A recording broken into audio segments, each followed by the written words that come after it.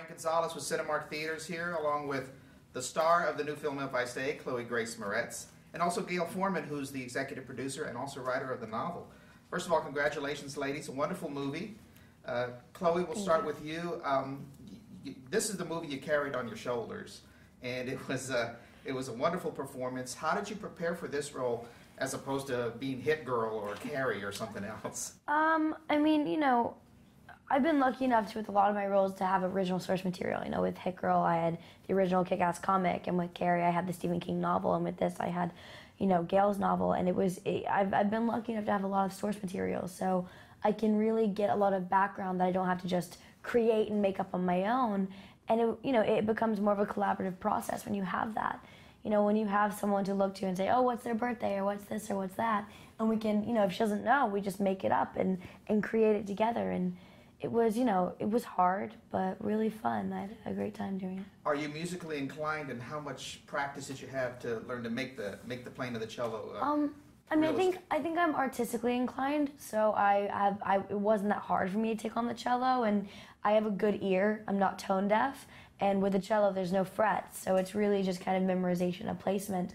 So I was lucky enough to have like some basics, but I studied it for like 7 months, and I'd be silly to say I learned such an intricate 15-year kind of learning process to even play it mediocrely instrument. But I tried to learn the emotionality of it. Now, Gale, you wrote the novel, and then you came aboard as executive producer. How did you make that transition in terms of, were you happy with how the script turned out, and how much input did you have into that? And then once you started production, how did you kind of fit into making sure the production, you know, worked the way you envisioned it?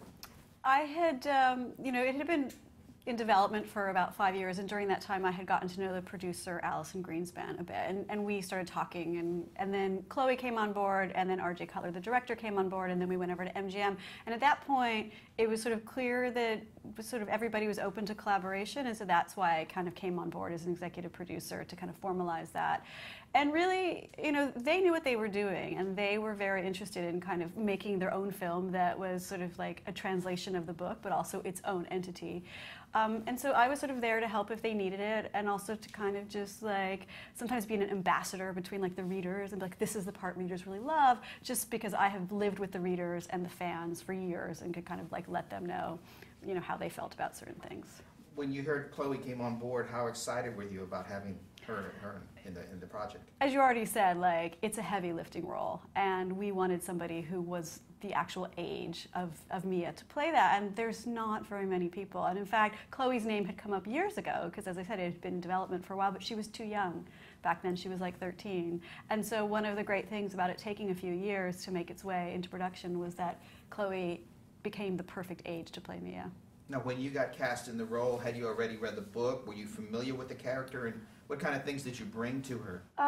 Basically, when I first heard about the project, all my friends had already read it, and there were tons of people that knew about it. And when I first read about it, I read the novel while simultaneously reading the script before I met with RJ Cutler, and I pretty much gathered all these ideas and thoughts that weren't in the script that I wanted, you know, the real voice of Mia to be in the story, and to kind of really carry it through and be very, you know, linear, because that's what we're doing this for, you know what I mean? Is for the love of the novel and the love of the story. And I didn't want to disappoint the fans. And so when I met RJ, he was on the exact same page as me, and we kind of completely meshed together perfectly with how you know, genuine we wanted to be to the real story. And it kind of just took off from there. And then once I started talking to Gale, we all just made this big kind of creation of you know, the retelling of the novel in live action form. Now, RJ's background was a little bit more on the documentary side, is that correct? Mm-hmm. So how did that work in terms of him having that kind of mentality or background and trying to bring it to a narrative form? I think it was actually helpful, because this is a very naturalistic story, and you didn't want to get too campy with it. You know, if we got too intricate with it, it would get real campy and real fake. And I think because he's such a naturalistic man, and because his background really centers around music and the kind of the mixture of sounds and design and kind of post, you know, his education on posting a movie is like very intricate, and I think that's why this movie became what it was in post, especially, is because we filmed it incredibly bare bones, naturalistic, and then he kind of took it and did so much beautiful sound design and editorial stuff that he kind of lives in that area. You must have been ecstatic with how the music really infused the movie, and what you had envisioned in writing it, took on a whole new life form. I am. I know that's sometimes there's only so much you can do on the page, and this is where a film really can just elevate the material, and the music is incredible because it is just, from beginning to end, it is full of music, and the songs are fantastic. I mean, one of the scenes that makes me cry every time is Mia's Juilliard scene, her audition scene. It's just beautiful. And then all of Adam's band, that's just fantastic. Those songs are great. I think people are going to love the music. It's very, very well done, the whole film, and congratulations again to both of you. Much success. Look for If I Stay to open up at Cinemark Theaters on August 22nd. Thank you, ladies. Thank you.